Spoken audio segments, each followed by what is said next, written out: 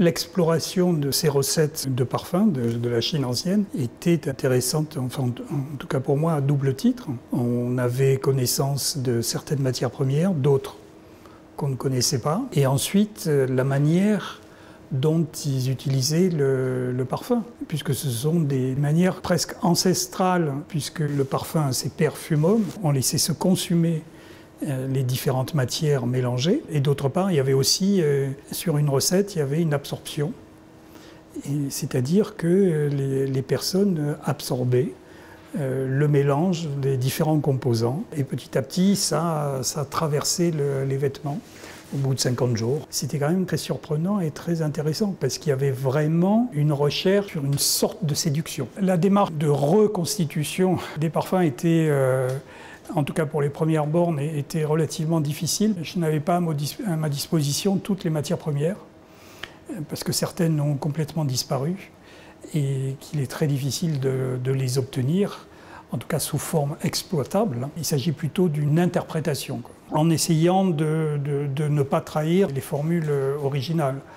Alors, c'est vrai que maintenant, nous ne disposons plus de la forme des produits tels qu'ils pouvaient avoir, c'est-à-dire qu'on ne réduit pas en poudre, on ne mélange plus comme ça. Maintenant, on emploie des extraits qui sont beaucoup plus puissants et sans doute une évolution et une évaporation de l'odeur différente. Donc il a fallu les mélanger peut-être un petit peu différemment. C'est-à-dire qu'il y a des produits, par exemple comme la livèche, qui sont extrêmement puissants sous forme d'essence et qui l'étaient sûrement moins sous forme de poudre.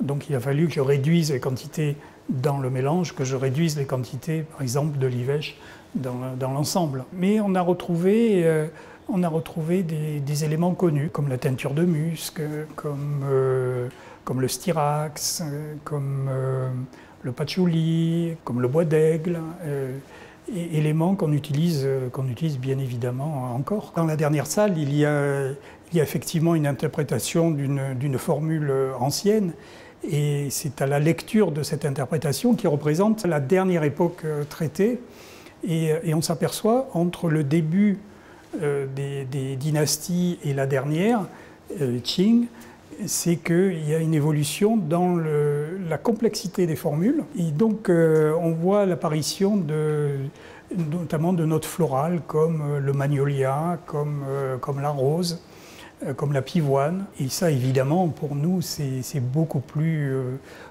inspirant. L'introduction des notes florales au milieu des notes santalées, très, très lourdes, ou encens, qui sont plutôt très denses, ça permet d'imaginer beaucoup plus de choses, quoi.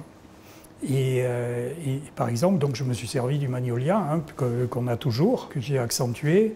Par exemple, la rose, bon, ça c'est pas un souci, et au contraire, ça habille le parfum. Et puis j'ai mis du jasmin sambac et de l'osmanthus, qui sont des productions chinoises actuelles. Donc c'était intéressant parce que ça permettait de faire un pas sur l'avenir.